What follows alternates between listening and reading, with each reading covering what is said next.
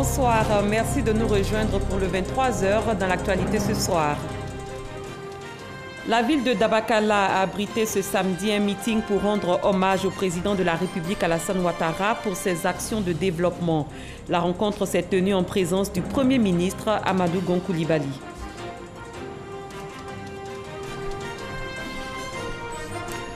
Le président de la République apporte son soutien à la communauté villageoise de Kong 2 dans la sous-préfecture de Yakassé à Tobrout. 12 personnes sont décédées à la suite d'une intoxication alimentaire dans cette localité. Le ministre Maria Toukone a remis aux familles des victimes 23 millions de francs CFA au nom du chef de l'État. À quelques mois de la présidentielle au Nigeria, le président Muhammadu Buhari décrète l'état d'urgence contre la corruption. Le chef de l'État nigérian en avait fait une de ses promesses de campagne en 2015. Bienvenue dans cette édition. Rendons-nous à Dabakala où le Premier ministre Amadou Gon Coulibaly a présidé une cérémonie d'hommage au président de la République Alassane Ouattara pour ses actions de développement. Le chef du gouvernement a invité les Ivoiriens à cultiver la paix et l'unité. Alexis Ouedraogo. 11h30 ce samedi, Amadou Gon Coulibaly embrasse Dabakala.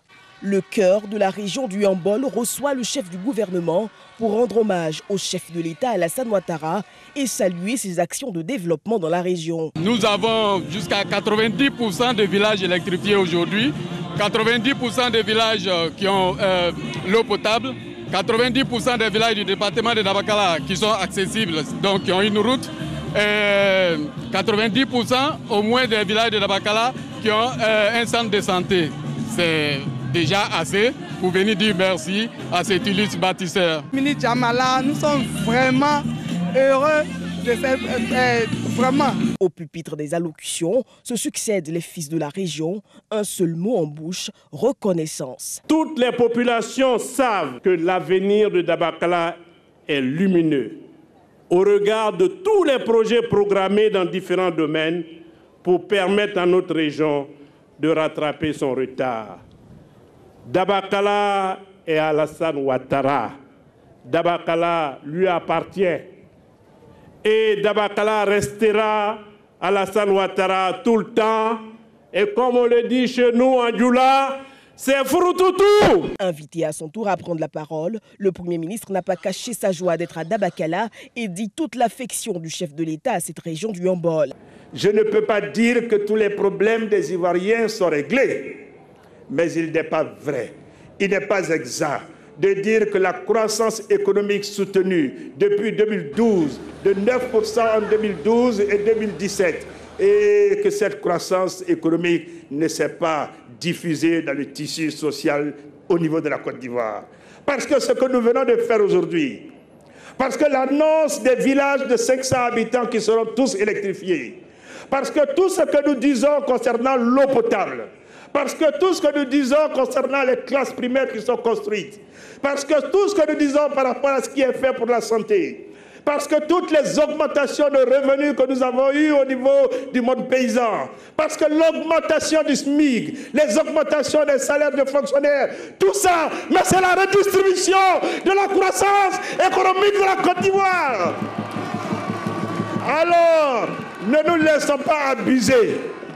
Amadou Gon Coulibaly a exhorté les populations à s'accorder autour du chef de l'État pour sa vision de paix via la création du parti unifié. Cette cérémonie d'hommage et de reconnaissance au président de la République me donne à nouveau l'occasion d'exprimer ma profonde conviction que le processus de création du parti unifié, Rassemblement des oufouettistes pour la démocratie et la paix, est bel et bien enclenché. Que ce processus est enclenché et qu'il est irréversible. Oui, chers frères et sœurs, il est donc temps de conclure, d'aller de l'avant avec tous ceux qui croient à cette grande et noble ambition de rassemblement, de consolidation de la paix et de développement de notre cher pays, la Côte d'Ivoire. Plusieurs dons de la population au chef de l'État et du chef de l'État à la population ont marqué la cérémonie. Notons que plusieurs projets sont annoncés pour la région très bientôt. Au cours de cette visite dans la région du Hambol, le Premier ministre Amadou Gon Coulibaly a lancé différents projets de développement, notamment le projet de développement et de réhabilitation du réseau électrique, ainsi que le bitumage de certaines artères de la ville de Dabakala. On en parle avec Alexis Ouedraogo. Inscrit à l'agenda du Premier ministre dans le Hambol, d'importantes activités, dont le coup de pioche des travaux de bitumage de la voirie de la ville. Dabakala devra bénéficier d'environ 5 km de bitume pour améliorer le quotidien des populations. Très attendu aussi, le lancement du Proderci, le projet de développement et de réhabilitation du réseau électrique de Côte d'Ivoire. Il devra permettre la réalisation de plus de 1700 km de lignes de réseau de transport en énergie dans le pays. 460 milliards de financement pour couvrir 4 grandes zones de notre pays, le nord-est, le centre-nord, le centre-ouest et l'ouest, avec la construction, la réhabilitation et l'extension de 26 postes au total, la construction de près de 1700 km de lignes et l'électrification de 500 villages. Le Proderci est soutenu à hauteur de 95% par le gouvernement chinois. La vitalité du secteur énergétique devrait booster les secteurs de l'industrie et renforcer l'exportation d'électricité vers les pays du Nord. Autre point très important, l'amélioration des conditions de vie des populations avec la qualité de l'électricité produite. En 2011, il n'y avait quasiment pas d'électricité à Bouna parce que Bouna était alimenté par un groupe électrogène, si l'on peut dire. Avec ce projet qui est en cours de réalisation, Bouna sera bientôt définitivement connecté au réseau interconnecté de la République de Côte d'Ivoire. Ce sera donc une fourniture régulière, une fourniture de qualité, au niveau de la qualité de ce que nous avons dans notre pays. Donc on s'en réjouit, mais au-delà de Bouna, c'est 4 millions de nos populations qui vont avoir leur énergie améliorée ou qui auront la capacité d'accéder à de l'électricité avec ce projet qui va s'achever mi-2020. C'était une orientation importante du président de la République de faire en sorte que sur les questions d'accès à l'électricité, sur les questions d'accès à l'eau, d'amélioration du quotidien des Ivoiriens, que le gouvernement soit à la tâche. Et je me réjouis du lancement de ce projet aujourd'hui. Le chef du gouvernement a pour finir insisté sur la ferme résolution du président Alassane Ouattara d'apporter l'électricité aux 4 coins du pays d'ici fin 2018. Suivons à présent les différentes réactions recueillies à l'issue de la cérémonie hommage au président de la République. Les propos ont été recueillis par nos reporters. La station a été réhabilitée et a permis donc aux populations de Dabakala de retrouver de l'eau dans leur robinet. Ça a été l'une des premières actions du gouvernement dès la sortie du Golfe. Après, il y a eu donc la réhabilitation de la plupart des pompes hydrauliques du département, et il y a des constructions des hydrauliques villageoises améliorées dans certains villages importants du département. Le président a beaucoup fait pour Dabakala. Il y a des villages qui sont électrifiés et les routes, il y a beaucoup de routes qui ont été profilées. Dabakala est très fier, nous avons eu beaucoup d'opportunités, nous avons eu beaucoup de réalisations. En plus, ce matin, il y a eu le lancement du port 225 et la ligne 225 à Dabakala, Perké, Kong, ce qui va renforcer les capacités énergétiques de Dabakala. La plupart de nos villages qui étaient enclavés, aujourd'hui nous avons des routes pour aller dans ces villages-là. Et le deuxième élément qui est important, qu'on a dit, la lumière précède l'industrialisation. Et effectivement aujourd'hui, on a près de 50 villages qui sont électrifiés. Et il a été promis que d'ici la fin 2018, tous les villages qui ont plus de 500 habitants seront électrifiés. Donc nous pensons que le président a fait beaucoup. Le fait que la Côte d'Ivoire, depuis 2011, est en situation de paix, nous pensons que c'est important et c'est pour quelque chose pour laquelle il faut rendre hommage. Ma commune a bénéficié de 14 écoles primaires, dont 2 maternelles, la commune de Fumolo.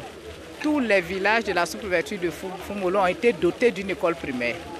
On voit par exemple les infrastructures routières, il y a une amélioration, le secteur de la santé, nos hôpitaux sont fournis. Et on remarque aussi qu'au niveau du secteur de l'électricité, nous avons beaucoup de villages qui sont électrifiés, qui sont en cours de l'État. Alors c'est une grande satisfaction pour la population de Dabakala. Le département de Dabakala compte 215 villages. Et depuis que le président Alassane Ouattara est au pouvoir, Nous avons passé le cap des 78 villages électrifiés, alors que jusqu'en 2011, nous étions à 13 villages électrifiés. En 2011, le département de Dabakala comptait 73 écoles, tout le département. Et nous sommes aujourd'hui, en 2018, la seule sous-préfecture de Dabakala compte 113 écoles. Le nouveau gouvernement Amadou Gon Coulibaly est toujours très attendu après la dissolution le 4 juillet dernier de l'ancienne équipe gouvernementale. Les populations attendent beaucoup de ce nouveau gouvernement, c'est ce que nous dit Gabriel Zani. Depuis le mardi 4 juillet, le gouvernement est dissous. Les ministres démis sont restés en poste pour gérer les affaires courantes. Et pendant ce temps, dans les rues d'Abidjan, la capitale économique ivoirienne, les supputations vont bon train sur la formation du nouveau gouvernement. Dans cette attente, les Ivoiriens veulent plus de changements. On ne dira pas qu'il y a eu une faille dans le travail, mais on attend du nouveau gouvernement plus d'attention par rapport aux demandes du peuple. Et puis un peu plus clément, parce que bon, il y a eu les grèves. Moi qui suis étudiant, je connais un peu. Dans l'ancien gouvernement, il y a eu quand même de bons ministres. On attend beaucoup du nouveau gouvernement. Surtout au niveau du ministère de l'Enseignement supérieur, on attend beaucoup de... Plus de changements pour la réconciliation nationale, plus de proximité et surtout, plus de mesures pour la protection sociale. Une attente motivée sans doute par les conséquences dramatiques des inondations dues aux pluies diluviennes du mois de juin. L'ancien gouvernement quand même est parvenu à relever un certain nombre de défis, notamment au plan économique. Et je pense qu'il reste quand même beaucoup de choses à faire, au niveau social surtout. Donc si le nouveau gouvernement peut nous permettre d'avoir davantage de stabilité dans le pays, voilà, et aller un peu plus vers la réconciliation, je pense que ce serait une bonne chose. En 18 mois, le travail du gouvernement Amadou Gon Coulibaly II a été diversement apprécié. Amadou Gon Coulibaly et sa nouvelle équipe devront donc faire encore plus, car les attentes sont de plus en plus nombreuses et exigeantes. Le nouveau gouvernement, moi je veux qu'il nous mette quelque chose en place, surtout nous, côté chauffeurs, pour nous aider. Il y a trop de barrages, il y a trop de raquettes, pour diminuer ça un peu. Leur manière de travail, ça me plaît. En fait, les quartiers précaires, là, il y a longtemps, les gens dorment là-bas, ils habitent là-bas. Mais on ne peut pas tout le temps les regarder dans ce quartier. Il faut forcément que l'État prenne ça pour casser les quartiers, pour les enlever là. Pendant que dans les quartiers d'Abidjan, tout comme dans les autres communes du pays, chacun forme son gouvernement avec ses priorités. Le président de la République, lui, attend du Premier ministre une liste de personnalités capables de répondre aux exigences économiques, sécuritaires et sociales du moment. L'UPC, Union pour la paix en Côte d'Ivoire, a adopté les textes du parti unifié. C'était lors de son 3e congrès extraordinaire tenu aujourd'hui. Sidonie Davila. L'UPC, l'Union pour la paix en Côte d'Ivoire, dit oui au parti unifié. Décision prise à l'issue de son 3e congrès extraordinaire. Allons-y au parti unifié sans crainte. Nous avons tout à y gagner. Après avoir tourné le dos au parti unifié lors de son 2e congrès extraordinaire, tenu le 28 avril dernier, l'UPC revient sur sa décision, mais cette fois avec à sa tête un nouveau président, Dr Brousserge Anissé. Ce dernier, qui mesure déjà le sens de sa responsabilité, explique les raisons de ce revirement. Nous avons été tous surpris de constater que durant ce congrès où il n'y a eu qu'une seule séance, la majeure partie des congressistes n'étaient pas militants de l'UPC. Ces irrégularités ont été constatées même par les représentants des partis frères et par plusieurs membres de l'UPC qui ont eu à saisir après le bureau de l'UPC afin de clarifier cette position. Et à la suite de ce bureau politique, les militants nous ont donné instruction d'organiser un congrès extraordinaire de recadrage pour permettre aux militants de se prononcer clairement comme il se doit sur le texte du parti unifié. Mobilisé désormais pour le parti unifié, l'UPC, à l'appui des partis membres du RHDP. Leurs représentants ont affiché leur joie et exprimé leur soutien à l'Union pour la paix en Côte d'Ivoire, UPC. La secrétaire générale du RDR chargée de l'éducation et de la formation a effectué le week-end dernier une tournée dans les départements de Bokanda et de Kwasi-Kwasi-Kro. À cette occasion, Bakayoko Liramata a encouragé les militants à emprunter le train du parti unifié. Olivier Iriebi, Alexis Ouedraogo. Liramata Bakayoko continue sa campagne de sensibilisation sur l'importance du parti unifié dans la région de Nzi. Après Dimbokro, cap sur les départements de Bokanda et Kwasi-Kwasi-Kro. Au cœur de sa mission, informer et sensibiliser les militants du parti membres du RHDP sur la nécessité de ce parti unifié avant le rendez-vous de 2020. Le PTCI a dit que le parti unifié est prévu pour 2020, mais en ne fermant pas les portes, en donnant mandat au président Henri Konan Bédié pour continuer les discussions. C'est pour ça que votre engagement pour le parti unifié, c'est très important. Pour les rassurer, pour leur dire qu'il faut venir avant 2020. Croyez en nos deux leaders. Ils sont des grands visionnaires. Il faut les suivre. Prenez le train du parti unifié. Parce que le train du parti unifié, vous avez plusieurs wagons. Le wagon de l'unité, de la stabilité, du développement de la Côte d'Ivoire. Vous voyez, de la cohésion sociale. Prenez le train, ne ratez pas ce train. Pour elle, les filles et fils d'Oufoué-Boigny doivent continuer à promouvoir la paix, la solidarité et la cohésion sociale, cette philosophie qui permettra de maintenir la stabilité dans le pays. L'Union nationale des artisans républicains de Côte d'Ivoire sensibilise ses membres de Trècheville Biafra à prendre une part active dans la construction d'un RDR nouveau. Parrain de cette initiative, Ahmed Bakayoko, cadre du Rassemblement des Républicains. Herman Guivé.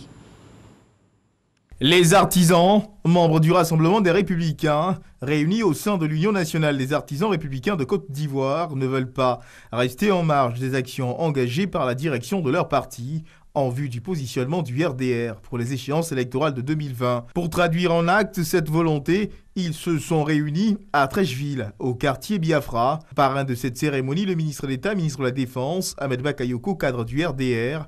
Il s'est agi pour ces artisans membres du RDR d'initier un cadre d'échange afin de jeter les bases de leur participation à la construction d'un RDR nouveau. Nous recevons l'adhésion massive des artisans républicains de Côte d'Ivoire à travers la mise en route de l'Union nationale des artisans républicains de Côte d'Ivoire. Nous sommes venus pour saluer les artisans, pour leur dire qu'ils n'ont pas été oubliés par le RDR et qu'ils doivent retrousser les manches pour travailler à accompagner le président de la République dans sa mission, appuyer les instances du parti, parce que nous avons besoin de leur dynamisme au service de ce RDR nouveau. Nous avons besoin de leur engagement parce que c'est eux qui ont été hier aux côtés du RDR fort, conquérant à l'opposition. Aujourd'hui, pendant que nous sommes au pouvoir, ils doivent être plus actifs aux côtés de la nouvelle secrétaire générale qui a impulsé une nouvelle dynamique. Échange et priorités définies, les artisans républicains ont pris l'engagement de s'investir davantage pour l'atteinte des objectifs fixés par leur parti, le RDR. Direction Kong 2 dans la sous-préfecture de Yakassé à Tobrou, où le président de la République a fait parler son cœur. À travers le ministre Maria Toukone, le chef de l'État a remis 23 millions de francs CFA aux familles des victimes d'une intoxication alimentaire dans ce village. 12 personnes ont perdu la vie lors de cette tragédie. Serge Koléa. Le village de Kong 2, situé à une dizaine de kilomètres de Yakassé à Tobrou dans le département d'Adzopé, a vécu un véritable drame entre le mardi 19 et le jeudi 21 juin dernier. 12 morts, au nombre desquels 9 enfants victimes d'une intoxication alimentaire. 28 autres personnes ont pu survivre. À l'origine de cette tragédie, une bouillie consommée par toutes ces personnes. Après la compassion et le soutien de la première dame, c'est au tour du président de la République de soulager ces populations encore meurtries dans leur chair. Au nom du président de la République, son Excellence M. Alassane Ouattara, au nom du Premier ministre chef du gouvernement, son Excellence M. Amadou Gon Coulibaly, je suis venu exprimer les condoléances et la compassion de la nation tout entière aux familles des défunts et à tous les rescapés. Maria Toukone, envoyée du chef de l'État, a remis 6 millions de francs CFA aux ayants droit des 12 décédés, 2 800 000 francs CFA pour les 28 survivants. Plusieurs autres dons en espèces ont été faits à la chefferie et au village, ainsi que des sacs de riz, de l'huile, des pâtes alimentaires, des cartons d'eau minérale, des nattes pour toute la communauté villageoise de Kong 2. Madame la ministre, vous êtes là en ce jour, la déchargée de présent. Soyez-en remerciés. Recevez d'abord et traduisez ensuite au président de la République, ainsi qu'à tous vos collaborateurs, nos sincères bénédictions et l'expression de nos profondes gratitude. Au total, 23 millions de francs CFA, dont 11 millions en espèces offerts par le chef de l'État. La vendeuse de la bouillie est en ce moment aux arrêts en attendant les conclusions des enquêtes. Les populations de Kong 2 ont été sensibilisées à l'hygiène. Des campagnes de sensibilisation continuent d'être menées par l'assistance sociale de Yakassé à Tobrou pour ramener la quiétude à Kong 2. Je vous lis à présent ce communiqué. Le ministre de l'Intérieur et de la Sécurité porte à la connaissance des populations de la ville d'Abidjan que dans le cadre des préparatifs de la fête nationale 2018, les forces de défense et de sécurité exécuteront un exercice de défilé l'après-midi du dimanche 8 juillet 2018 dans la commune de Trècheville. Ainsi, la route allant du premier feu à la descente du pont Félix Houphouët-Boigny jusqu'au Palais des Sports sera fermée à la circulation ce dimanche 8 juillet 2018 de 14h à 18h. Un plan de circulation alternatif sera mis en place pour les usagers du pont Félix Houphouët-Boigny. La gendarmerie de San Pedro poursuit sa lutte contre la drogue. Plus de 500 kg de drogue et autres produits prohibés saisis ces 6 derniers mois ont été incinérés jeudi dernier. Valeur marchande de cette saisie, 250 millions de francs CFA. Sam Konan. Coup dur pour les trafiquants de drogue et autres produits prohibés. Ce sont 250 millions de francs CFA qui partent ainsi en fumée. C'est l'estimation des produits saisis dans la période de décembre 2017 à juin 2018. La cellule antidrogue rattachée à la 5e Légion territoriale de gendarmerie de San Pedro a procédé à l'incinération de ces produits qui sont composés entre autres de cannabis, 74,530 kg, cocaïne, 215 g, héroïne, 446 g, produits pharmaceutiques non enregistrés en Côte d'Ivoire, 449 kg, tramadol cap 120 mg, 51 g, tramadol HCl 200 mg, 375,3 g. Le capitaine Gessambi Richard et ses hommes qui traquent nuit et jour les dealers sans moyens ont été encouragés par les autorités présentes à l'incinération. Toutefois, ils ont été invités à intensifier la lutte contre la drogue dans le Bas-Sassandra. Le fruit de la lutte engagée par la cellule antidrogue de San Pedro. Et cela avec la collaboration de la population. Pour dire aux trafiquants que nous travaillons, que la lutte continue. C'est un signal fort qui est lancé à l'endroit des trafiquants et des consommateurs de la drogue dans notre région. Et je pense qu'en continuant de les traquer, nous allons finir par avoir le résultat escompté. 21 personnes ont été déférées dans les différentes maisons d'arrêt et de correction de Sassandra, Soubré et Tabou, dont 4 femmes et 17 hommes au cours du premier semestre de l'année 2018. Ce samedi 7 juillet marque la 17e édition de l'opération Grand Ménage. Le ministère de la Salubrité, de l'Environnement et du Développement durable a une fois de plus exhorté les populations à maintenir leur cadre de vie sain à travers des actions de salubrité. Grâce Kando. La pluie qui s'est abattue sur le district d'Abidjan ce samedi n'a pas empêché la tenue de l'opération Grand Ménage. À Anono et à la Riviera 2, dans la commune de Cocody, les grandes artères sont passées au peigne fin, curage également de caniveaux, avec à la clé des messages de sensibilisation aux différents commerçants sur des gestes éco-citoyens. Ce grand ménage a un caractère très spécial, d'autant plus qu'il intervient pendant la saison des pluies. La saison des pluies cause beaucoup de dégâts et surtout dû à l'incivisme des populations qui laissent les déchets joncher les rues. Ce que nous demandons, c'est de nettoyer notre environnement immédiat. Et force est de constater que cet environnement immédiat, quand il n'est pas salubre met en mal les systèmes d'assainissement et crée des désagréments, en l'occurrence des inondations, qui malheureusement entraînent des fois des pertes en vie humaine. Société civile, opérateurs du secteur de la salubrité, ONG, tous apportent leur contribution à cette opération Grand Ménage qui est à sa 17e édition. Nous avons ramassé les sachets depuis la Riviera 3 jusqu'à la Riviera 2 et nous avons également curé les caniveaux et désherbé aussi aux alentours de la voie. Quand l'environnement est propre, sain, nous avons la santé et nous pouvons augmenter notre espérance de vie. On prend l'engagement de nettoyer chaque jour notre environnement. On verra que les gars ne jettent plus les ordures partout. Pour rappel, le grand ménage initié par le gouvernement ivoirien en février 2017 vise à donner fière allure aux villes et communes de Côte d'Ivoire. Un mot de culture, le Festival des Arts et de la Culture Danse se tiendra du 1er au 10 décembre 2018 à Mans. L'événement a été lancé ici à Abidjan par le président du conseil régional du Tonpi, Albert Mabri-Touakus. Thème de cette deuxième édition, culture, cohésion sociale et prospérité. Guy-Roger Nguessan, Franck Wadio. Des produits de la terre, de la danse et ce masque échassier. Du chant, sans oublier le mythique Pagnakuba. Un aperçu du riche patrimoine culturel du peuple Dan que vont découvrir les participants de l'acte 2 du Festival des Arts et de la Culture Dan, le Tonkwini Dali, dans l'ouest de la Côte d'Ivoire. Nous sommes à l'heure du brassage des cultures.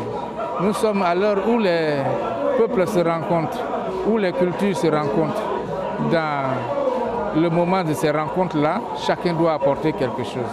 Le peuple Dan entend apporter et partager sa richesse culturelle avec les autres. Partage de culture certes, mais pour cette région de l'ouest montagneux encore marquée par la crise, l'enjeu aujourd'hui est de faire de son potentiel naturel et culturel le socle de son émergence, d'où le thème culture, cohésion sociale et prospérité retenu par le conseil régional du Tonpi. Il s'agit non seulement de valoriser la culture du terroir Dan, mais aussi de nous appuyer sur la puissance mobilisatrice des arts de la scène pour mettre en mouvement les populations du Tonpi en vue de relever le défi du développement et rassembler notre peuple et tous ses alliés. Pays invité d'honneur de cet événement culturel qui se tiendra dans le mois de décembre 2018 à Mans, la Chine, sans oublier les autres nations qui ont su tirer profit de leur patrimoine traditionnel pour booster leur développement. Le peuple baoulé sera également de l'aventure comme invité spécial. Le nid d'Alé, c'est aussi la reconnaissance des mérites de ces personnalités, celles qui ont fait la fierté du peuple Dan. Au cours donc de cette cérémonie de lancement, elles auraient reçu la médaille de fierté Dan. À quelques mois de la présidentielle au Nigeria, le président Muhammadu Buhari décrète l'état d'urgence contre la corruption. Le chef de l'État, candidat pour un nouveau mandat l'an prochain, en avait fait une de ses promesses de campagne en 2015. Mais son action contre la corruption est aujourd'hui critiquée, y compris dans son propre camp.